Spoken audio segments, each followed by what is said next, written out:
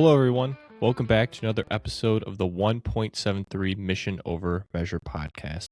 Today's episode is brought to you by Get TPA Fit.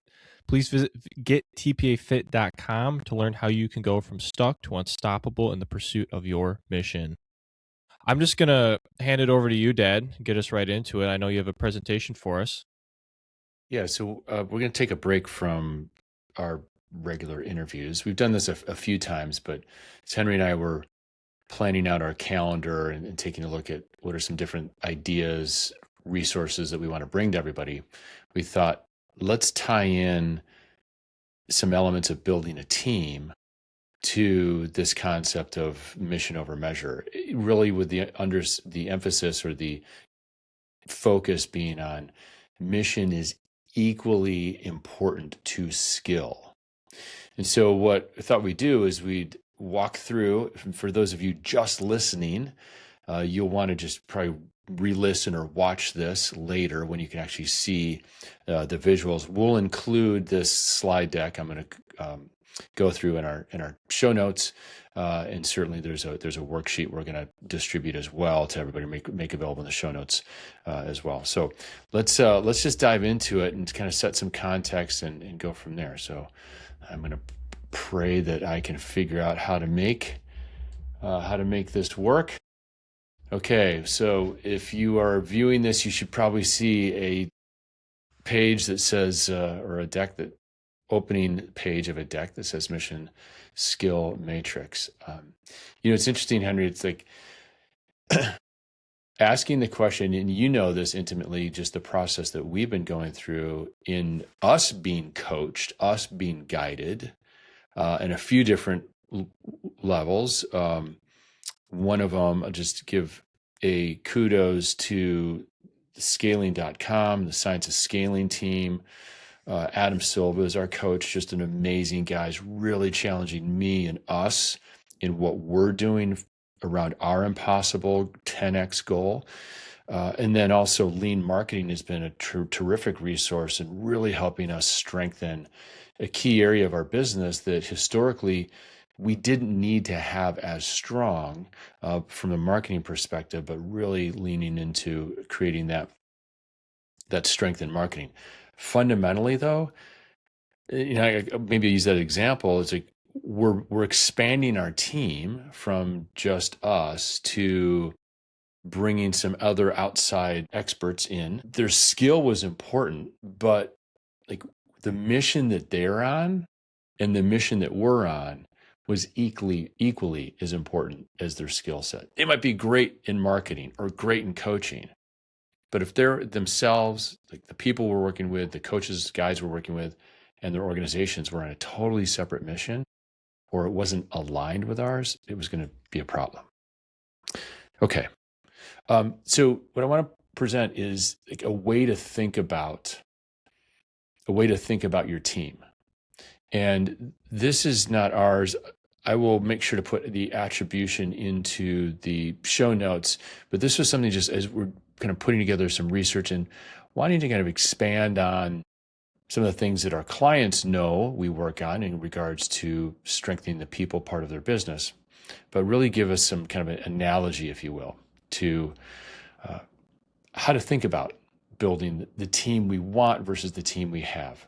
So I'm going to invite everyone watching or listening to consider those two distinctions, the team you have today and the team you ultimately want. Henry and I aren't going to assert or suggest that the team you have today is the wrong team.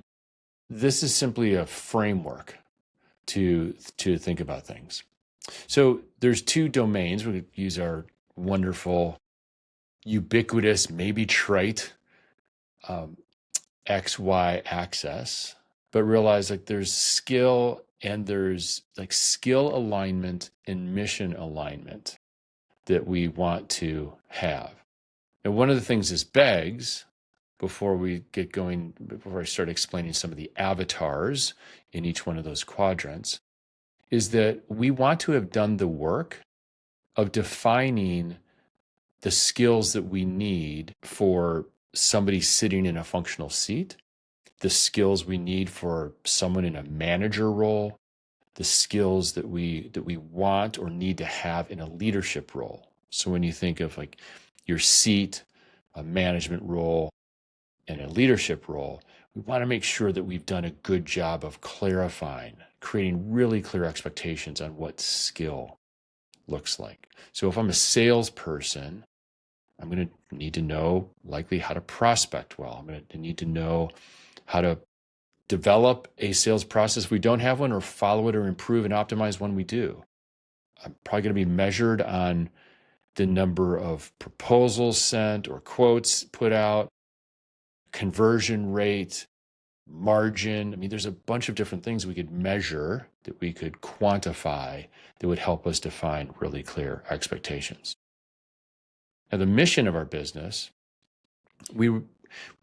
Henry, you and I have kind of talked about that with a number of the guests, just the mission that we're all on, but we'll assert that the businesses that we operate are on a mission as well, on a passion-driven journey to achieve a particular outcome. Now, like skill, if we're not clear on what mission we're on, Henry, you and I have talked about it differently this way, like what winning saga or what journey are we willing to die for? And again, I'll put it in the context of our business, because it's so intimate to each of us, is helping entrepreneurial leaders achieve their ideal level of fitness. We could create a lot of different solutions that help on that, but nothing changes, or that mission doesn't morph into something else because there's a new opportunity, or there's the distraction, the next bright shiny object. So one of the things, just kind of a precursor for using this tool, if you will, is make sure you've got skill clearly defined, and make sure you've got mission clearly defined. Okay. Henry, you have any questions at this point? Not so far. No, I'm liking it. Okay. So I'm going to map out, for those of you watching, on the skill continuum, which is the vertical. Good or best is at the top of that line, and low or worst, if you will, is at the bottom. And for the mission axis, that is from the left side is low, and the right side is high. So when you're thinking about this way as you're watching this, there's kind of these four avatars that have been named, that when you have someone that doesn't have a lot of skill and isn't aligned with the mission of your organization, they're sometimes referred to as passengers. It's like, when you think of the word passenger, Henry, what comes to mind? Someone who is just, I mean, it's literal along for the ride. They're not putting any energy in to move the thing forward, the mission forward.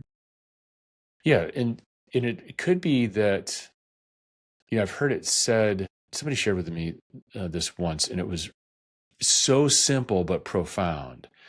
Asking the question, when you're frustrated with somebody on your team, ask the question, do they not know how, or do they not care? Because inside of that question, or two questions, if you will, they're actually distinguishing, do they not know how? Well, that's skill-based. Do they not care? That's mission-based. So it's simple as those two questions are. You're frustrated with somebody, you might consider asking, is it that they do not know how, or is it they do not care? Okay, move on to the next one. And we're going to go deeper into each one of these in a moment.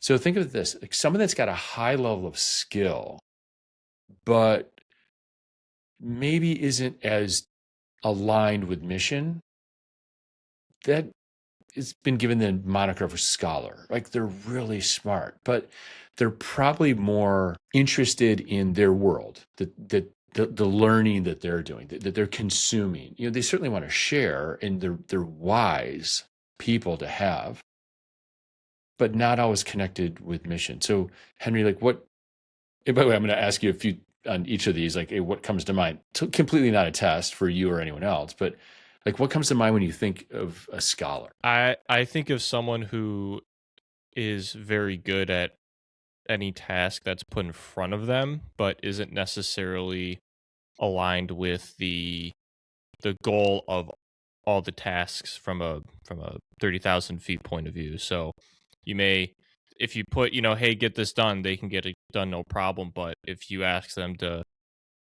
kind of tighten the latches when times get tough, maybe they don't, because the drive to stay aligned to the mission isn't as high as the drive to just get a task done. And if they just want to get tasks done, maybe they just go somewhere else. Maybe they just don't do the hard work. That's what comes to mind for me. Yeah, so that's actually a good way to look at it. So who is very highly skilled, they're very interested in continuing to build that skill, exercise that skill. But where the disconnect may be is in what they truly care about, or what they're most passionate about. I know some great students, if you will. They're so interested in being students, and yet asking the question, well, where are you going to apply your learning? Sometimes that there isn't a clear answer. Sometimes there's just not an answer at all. So when you think of the scholar, it's highly skilled, but probably more, this is not a friendly way to say it, but might be a little bit more selfish in their focus of what they're using that skill for. Okay. This next one. So low skill, but high mission. And this is the avatar, the name, the moniker has been given, protester. And so when you think of it, especially in business, think of it like they're your squeaky wheels. And to some degree, they're actually very valuable because they might actually tell us we're off mission. Some of the decisions we're making aren't aligned with the mission that we've set forth. The challenge becomes, because their skill is low, they may only, their contribution to getting us back on track to our mission or to build upon it isn't going to be as great. So they could be people that call us out. They could be people that help just identify where we might not, as an organization, be pursuing it. But there's also a little bit of a risk, and again, we'll talk more in detail in a moment, a little more risk of them actually saying, being distracted by another mission that they're passionate about, and that could conflict with the mission of the organization. So being really clear on what mission is a protester really passionate about. Ideally, if it's aligned with ours as an organization, we can use them. We can invite them to help us stay on track. But again, it's one of those where because they're lower skill, or they don't have that level of acumen, they can be sometimes messy. But what comes to mind, Henry, when you think of a protester? Well, I actually have a question. Um, is the protester's passion, if you will, the act of pursuing any mission, or is it the act of pursuing a mission they're aligned with? That's really interesting. So it could be that a protester protests for protesting's sake, if I said that clearly. Yeah. There's absolutely that risk. So we'll dive into it in just a moment. In fact, let's get to the last one. Okay, star. Our stars are the ones that have high skill and high alignment with our mission. Like, that's ultimately, I would assert, what any of us would want on a team, is they've got a skill, not in everything. They've got a skill in the discipline for which they're passionate about. It aligns with their unique capability or unique ability. And certainly they're aligned with the mission of the organization. So is there anybody that comes to mind, Henry, just for you, that could be considered like a star in an organization, in life, people you've met? What's an example? One person that popped into my mind was Sergei Fedorov of the Detroit Red Wings. He was highly passionate about what he did, and he was highly skilled. He could play forward, he could play defense if needed, and he absolutely wanted to win. So, yeah, and it's great. Not everybody's jersey gets retired and hung from the rafters in the arena. His did, along with several others. So you think all the numbers of people, it's not just skill alone. I would imagine there were other NHL players that perhaps were more skilled than Fedorov. But that's a great example of the alignment of skill and mission. Okay, so let's take a look at this is kind of the explanation we're going to walk through. Again, I'm not going to go to a ton of detail on this table, but when you get a chance, those of you listening to watch this, everybody just download this slide deck and walk through, kind of really immerse yourself in the definitions. A star, high skill level, high mission alignment. It's the ideal. Fully competent, fully bought in. Scholar, low skill level, high mission alignment, as we talked about. They're eager to help and loves the mission. Actually, I may have these backward. This is so great. I love to make mistakes here. They're going to be eager to help, but the mission is going to be a little bit off base there. A passenger, they just want to show up for the paycheck. And the protester, again, the idea behind it is they're capable and efficient, because their skill levels are high, but like they might be resistant to pursuing things or resistant to actively pursuing it. Okay, let's take a look at some of the specifics. So passenger characteristics. So if you have passengers, that's the bottom left. Okay, skill level, they just simply don't have the technical proficiency. And by the way, like Henry, what's something that you're pretty good at, but you don't really like doing? I mean, lots of things in life and in business. I would say, I would probably say doing filing for taxes with bookkeeping. Yeah. So like probably not technically proficient around that, right? And you probably don't have the drive to actually do much of that. Is that a fair assessment? I would say so. Yeah. Okay. Taxes suck. Right. Okay. So like you're going to be a passenger. Best thing to do, find somebody that's a star to help out. The mission alignment, they don't have much emotional, intellectual investment. You've played hockey before. Like, I mean, when we play hockey on Saturdays, there's a couple of folks that we probably both know that they're good people, right? But when it comes to, all right, do they have a skill level? They're probably not great players. The thing is, they don't really try very hard either. And like it's super frustrating, right? Especially when you're looking to win a game. Again, use that analogy. Visibility, this is interesting. Passengers can be invisible because they kind of float in the middle. Now, the one caveat to that, and we'll get to an example here. We'll go back to kind of our movies and our hero's journey concept that we talked about earlier. They are costing something, though, right? There is a cost to have passengers there. It simply could be payroll. I mean, you could look at it almost as simply as that. The challenge becomes like, what do we do with them? Can we get them to buy into the mission? Possibly. Can we get them to find a skill that they can excel in and add value with? Possibly. But for those of you that have watched the movie Office Space, Milton Wadhams, he's that interesting fellow that keeps getting moved around. He just wants his red swing line stapler at all times. So we've got them. Again, not bad people. They're great. Like we treat them with love and respect. The thing is, passengers are costing us.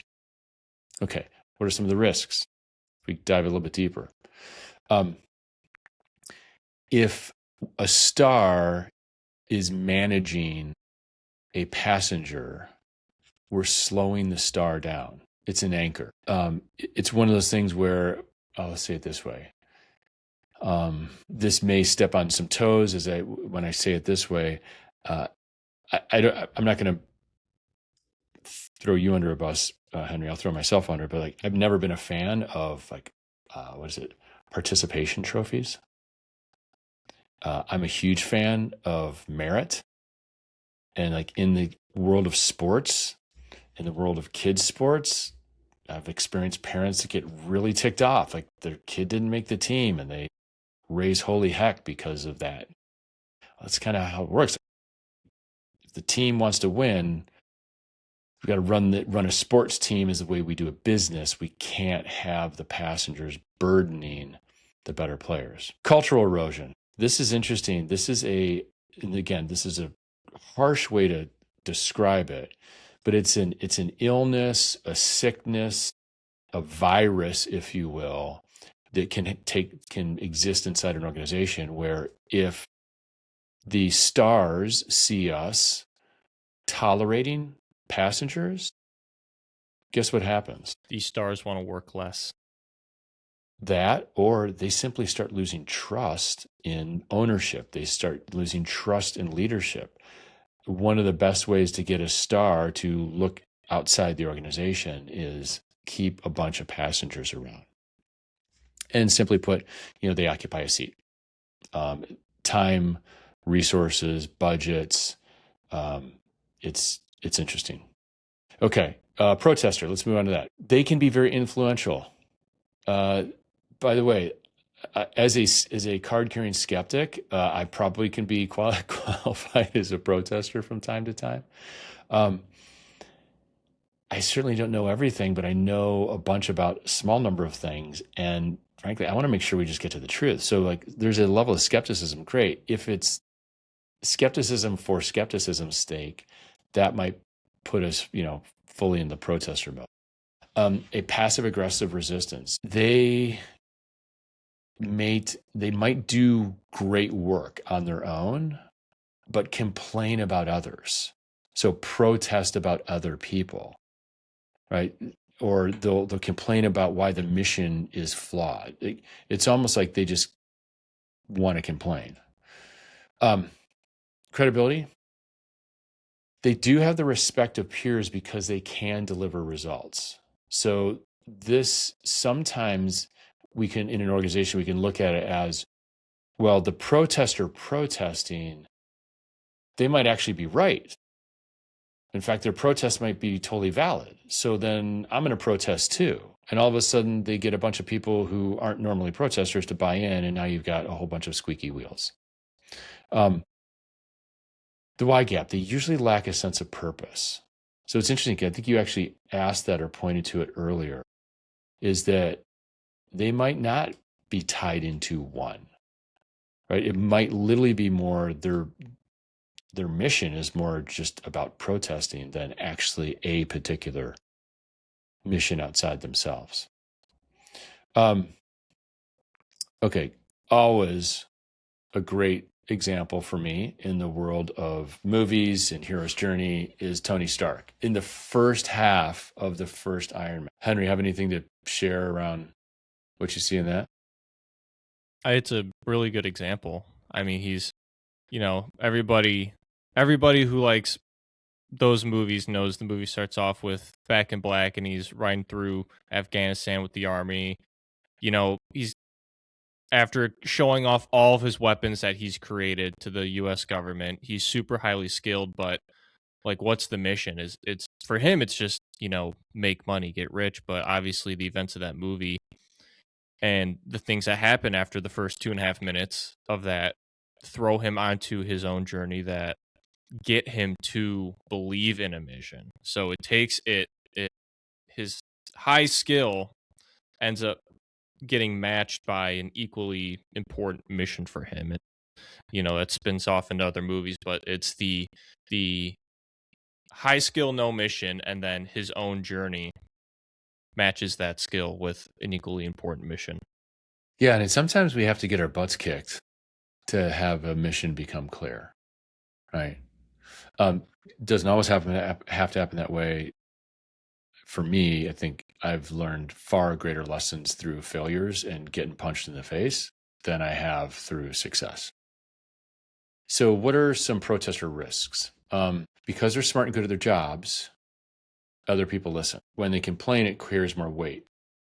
So again, they're influential. That's the punchline of this.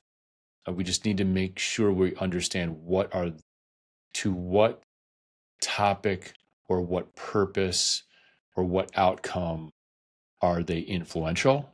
And if it's going against the mission, we need to be careful. Infection points. They can quickly turn enthusiastic new hires into cynics. So this is interesting. I'm sure many of our clients and other business owners and others would be able to attest. You hire somebody new, and then all of us, like, they're bright, they're shiny, and then all of a sudden, 3 months in, 6 months in, this person is dark and critical, and their morale is just, they're like bringing people down, right? We need to be careful. The protesters can do that. They gatekeep knowledge. So there is I'm right about my protesting because I'm highly skilled. That might be what that looks like. So and it could be just taking the stance of being right. Sometimes a protester is just like, truly their mission is like, they just want to be right.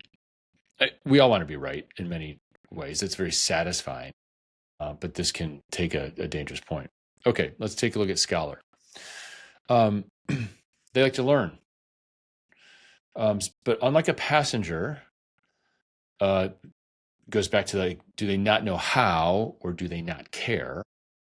Like, if they don't know how and they don't care, that's a passenger. If they know how, but they don't care, that's a protester. Like, a scholar's like a blank slate. Like, and by the way, they can be an investment, right? So they'd love to say, like, I love what we're doing here. Just tell me how I can help. So think of it this way, is that, like, they are constantly want to learn. So there's an interesting, because when you think of scholar, you think of like they know a lot. They probably do, because one of the core drivers for them, almost their own personal mission, we talked a little bit before, is just the learning part. So when you offer them an opportunity to help, they love that because they can learn something new. Cultural glue. Their enthusiasm is infectious, and they are easy people to manage because they want to be there. So this is like, they continue to want to learn. They believe in the mission. They're gonna push us a bit to learn more so that we can actually fulfill upon our mission. They're a little bit of rogue, though, so they require heavy supervision. So they might work very hard in the wrong direction, or produce work that needs to be fixed. It's interesting. I think Elon Musk was who this attribution quote needs to go to. Like, any great engineer avoids optimizing that which should not be optimized. So a great engineer avoids optimizing that which should not be optimized. So there's just simply a distinction. Like, they're able to determine. Sometimes a scholar isn't able to do that.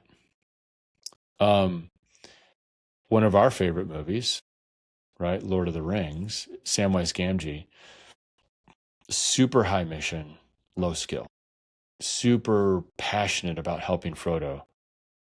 But, like, what was that one thing? He's like, he stops in that field and Frodo keeps walking, and Frodo turns around and comes back. It's like, Samwise, what's going on? And he's like, I've never gone this far outside the Shire before. Like, that's something that's like passionate about helping, but like, I don't know how. So questions, or any examples come to mind, Henry? Well, yeah, I as you're walking through this, I'm thinking, are there situations, and you may answer this later, but are there situations where one can turn into the other? Can a scholar who shows up happy and wanting to help turn into a protester if maybe they're continually shut down, or they don't know what to do and they get better at what they do, but they're just not given the time to maybe make the mistakes on their own, which are more meaningful than just being corrected all the time before you make a mistake. Yeah. So yes. So what we'd want to do is, if there's an opportunity to improve the scholar's skill, they could become a star. If there's an opportunity to improve or enroll a protester in mission, they could become a star. So what's interesting about this model is you know what you need to work on. Like we don't need to have a scholar be more passionate or aligned with mission. They just really want to learn. They want to contribute, they want to help, but their skill level might be clunky. The protester skill is really high, but they're a rub on the mission. So, and therefore sometimes a rub on the culture. So how do we get them to kind of line up with that a little bit better? So a few things in terms of risks of scholars. So shadow work. They can make mistakes, which means a star sometimes has to clean up those messes. So again, a little bit like, the passenger, they can be a weight, an anchor for stars. So just something to be thinking about. Confident mistakes, since they're so eager to help, they'll jump into things they're not ready for. Patrick Lencioni in his Ideal Team Player, and I think it's the combination of humble and hungry is what he calls accidental messmaker, which is a little bit like a scholar. Like they so desperately want to help. They're so enthralled with the mission, but they don't have the skill that they can create a mess that costs us time, money, resources. It's tough to give them feedback because we see them trying so hard. I mean, go back to Lord of the Rings. It was very difficult for Frodo to say to Samwise, like, you gotta dial it in, buddy. You gotta kind of find the courage, the confidence to take a step forward outside the Shire, if you will. Okay, let's take a look at stars and start bringing this to a close here. They possess the key ingredients that we want in both mission and skill. One of the things that I see, and I'm going to reference for those of you viewing, when you have a chance to look at these slides, that second sentence, while other quadrants require fixing or training, stars require investment and autonomy. That's something, and it's an interesting, for me, I've witnessed it with companies we work with, that the investment and autonomy is an interesting balance to strike. If we have a bunch of scholars, protesters, and passengers, our time and attention tends to go towards fixing or training them, and our stars get left alone. That would be, we're not putting the investment in that we should. And a clear example with an organization lost 2 of their best engineers because they were so busy, the leadership team was so busy trying to fix and remedy basically the passengers and the protesters that were in the organization, that 2 stars left. Huge hit to their capabilities. And here's how it played out. Those protesters and passengers, a number of them ended up leaving the company anyway. So they lost a lot in that. Now, one of the things, give a star instruction, give them resources, and then let them go. Don't stop paying attention to them, check in, but that autonomy is critical. Okay, what's the vibe of a star? Their mantra might be, I'm the best at this, their work, and I love why we do it. That doesn't say I love why I do it. So they're totally bought into the team and the mission. Self-starters, they'll mentor the scholars to help build skill, and they'll tell the protesters, like, hey, sit down for a minute, and basically, like, shut up. Like, we don't need to be hearing from you all the time, or you're wrong. You've got great skill. We've got to redirect that energy into, the team effort, if you will. They absolutely provide the highest ROI. You will spend minimal time, and they'll have high output. So who's an example here? I'll never say her name correctly. Hermione. Thank you, Henry. Hermione Granger from, oh my gosh, Harry Potter, right? Oh, it's right there on the screen. High mission, high skill. the most competent person in the room and most dedicated to the cause. Now, I'm not as familiar, Henry, you're probably more familiar with that story than I am. Can you give us some color around that character? Yeah, I mean she's the stereotypical A++ plus plus student that you've met throughout different stages of your educational life.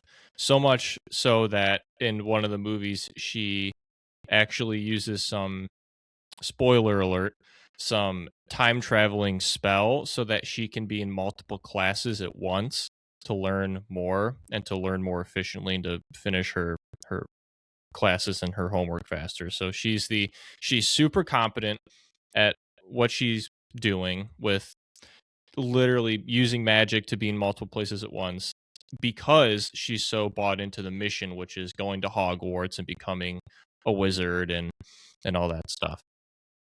Love it. So it's just, again, we want more of those folks. Okay, there's some risks though.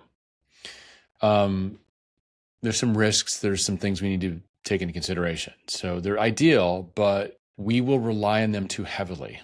That can cause burnout. So in other words, if I'll say it this way, in an organization, if the leadership team is not taking ownership to coach, to train, and Henry, you know this, we kind of use the term coach up or coach out. Coaching up is let's get more aligned with mission. Coach up is let's get improved skills. Coach out is we've got to part ways with this person. So if we're not coaching up and coaching out passengers, protesters, scholars, and we leave it to the stars, they're going to get burnt. Super highly employable.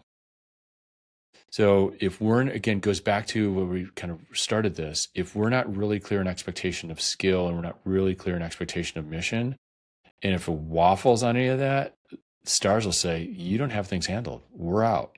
We'll leave. If you haven't been training people to take the place of stars, stars will leave. Heck, like people will leave organizations, period, for any reason. But especially if you don't have, if you aren't going to work, you don't have some form of succession planning going on. And this isn't succession planning literally for an owner. Every organization should have succession planning for ownership. But in every seat in the business, if that's a necessary seat, you've got to have some form of succession planning because your good people will coach up along the way through the organization. But again, if there's no place else for someone to go, no place else for a star to go in your organization, their coaching up might be leaving the organization to go to another place, another organization.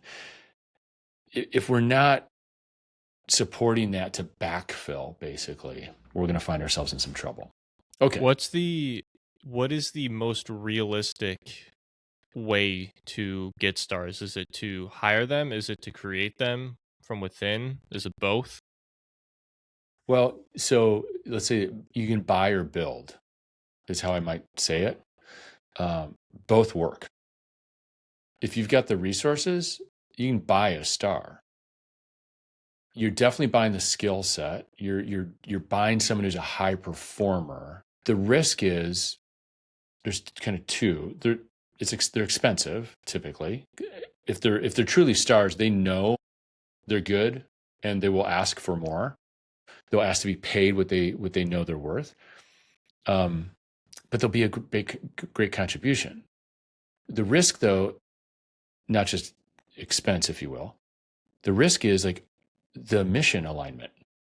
So they could actually turn into protesters, or you could realize like, oh, I'm hiring a star, but realize after several months, we actually hired a protester. So that's why it's so critical to be really clear. Maybe that's something for us to dive into in another episode, Henry, is like developing mission, like actually going through like, how do we, can we create a framework, which we have a few different ways, like come up with defining your mission. So that's the buying part. The building part, there's probably a greater chance they're aligned with your mission, right? So this is like, can we take a scholar and make them a star? So this is where the investment in skill building and training and in balancing with existing stars to help the scholar become more skillful, if you will. So both can happen. Building is going to take some more time, though. You've just got to navigate the time that it takes another human being to learn and become a high performer if they're not performing as high earlier. Both scenarios, buy or build, come with advantages and come with risks. It's a great question because there isn't one solution to it. Okay, so we're kind of wrapping this up. Maybe for the first time, I'm going to send everybody away with a little bit of homework. So we'll make available what we call leader leverage worksheet, which is a similar model. We use slightly different language in that than the star, scholar, protester, and passenger, but it's really the same model. Where are we aligned on a mission basis, on a cultural basis, and are we aligned on a skill set performance basis?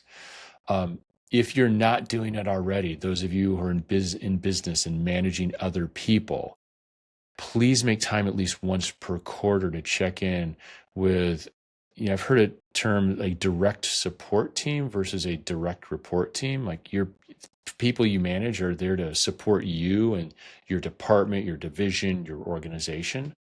If you're not checking in with them quarterly and literally using this model, one of the things we coach all our clients on is use the leader leverage model, teach it to every employee or every direct support member, if you will.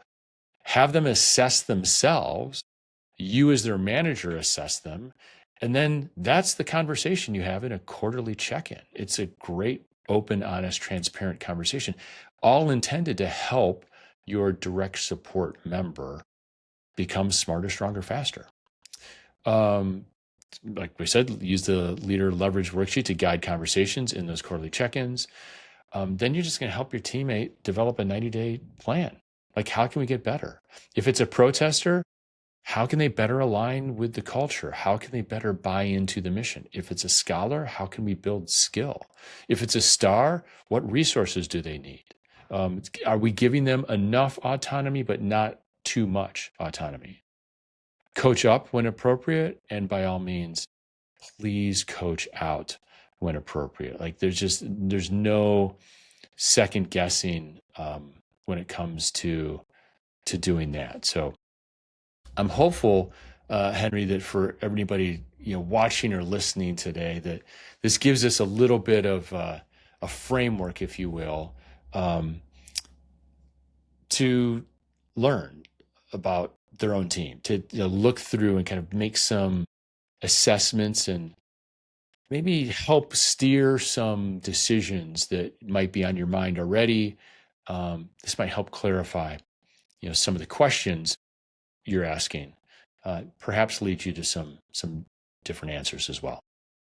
Yeah. And to ask one more question, do you feel like, and maybe you can answer this for you personally, but in the people you've worked with, do you see one of those, not really including stars much, but scholar, passenger, protester, do you see one of those being more difficult to work with than any of the others? Because going through this, thinking for me, I was thinking back to the book 12 Rules for Life, and the chapter Make Friends That Want the Best for You, and that chapter is basically all about someone surrounding yourself with people who are aligned on your mission, and they may not necessarily be the most skilled or well equipped to do that, but at the end of the day they're still aligned with wanting the best for you, and translating that into this, maybe wanting the best for your company. So for me, I know that people who are not mission aligned, so a protester would be the most difficult to work with for me. But have you or the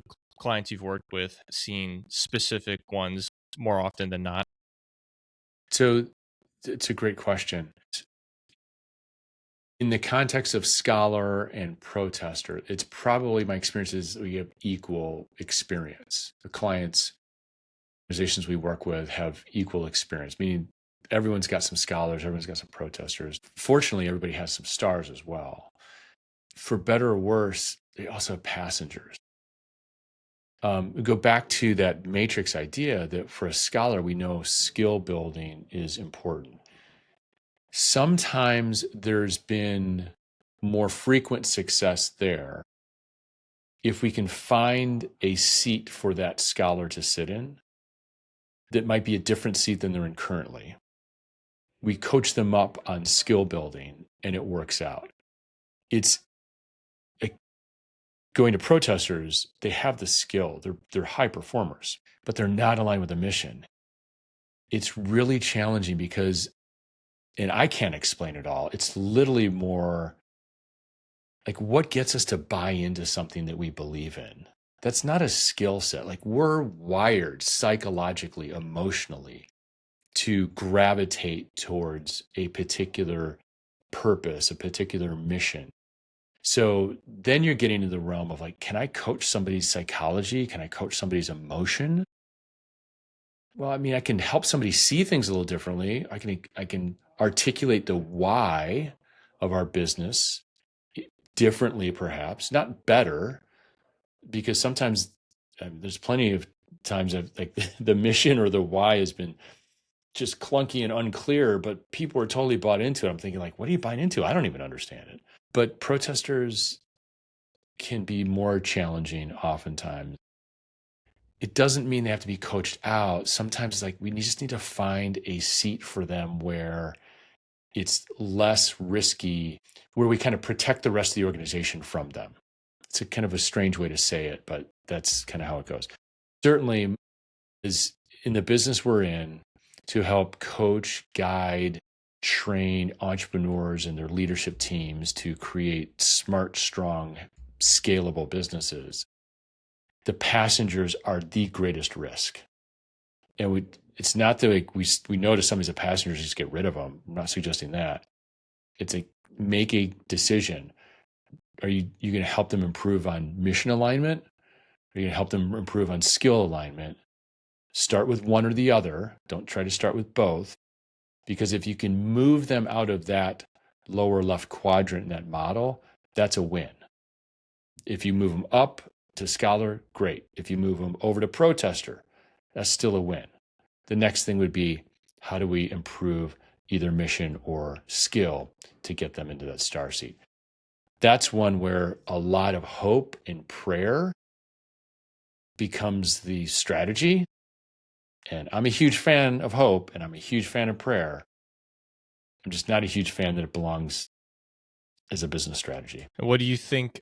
What quadrant does 1.73 end up in? The GPA. Scholar. Right. Yeah, absolutely, 100%. I mean, well, it's interesting that you say that when I reflect about it. The classroom was not something for me. So even as a scholar, you kept me in a classroom, like my skill wasn't going to build.